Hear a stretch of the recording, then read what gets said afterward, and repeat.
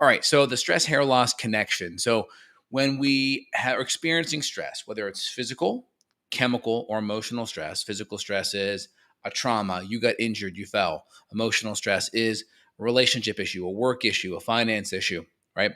Or it could be a chemical stress, right? I have a bunch of food allergens, I ate a bunch of inflammatory food. Our body doesn't really perceive the difference. So most people, when I talk about stress, they really just put it into the I'm emotionally stressed, right? Emotionally stressed. The problem is you could have your emotions under control and dialed in, but if you're eating inflammatory food or if you're in chronic pain, that could your body could perceive it the same way because your body's still going to be activating the fight or flight sympathetic part of the nervous system. It's still going to be stimulating the adrenals. It's still going to be pumping cortisol, pumping adrenaline. It's going to be allocating and shifting more of your hormones reserves to be anti-inflammatory versus anabolic and building because your body is all about deal with stress and inflammation now versus healing and recovery tomorrow.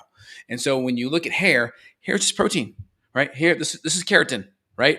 This is keratin. It's protein, right? And so your body, when it becomes catabolic, whether it's muscle and amino acids, it's going to catabolize those amino acids, so to convert it into glucose, and your body's going to use it for stress and for whatever that is. So your body will take that tissue, catabolize it, whether it's connective tissue and skin, it'll catabolize it and you'll see more wrinkles.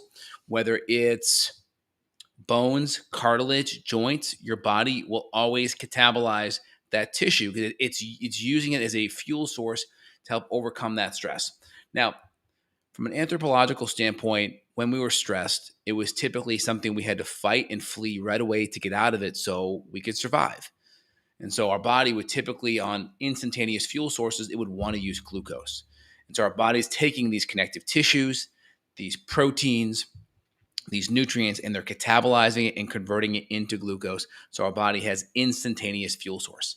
So that's real. So you have to look at it from that physiological standpoint. Why is my body stressed? Now, what can I do to start calming that down? Now, once you start winding up that HPA axis, so ideally you have this hypothalamic pituitary adrenal axis. So you have the hypothalamus that may release corticotropic releasing hormone.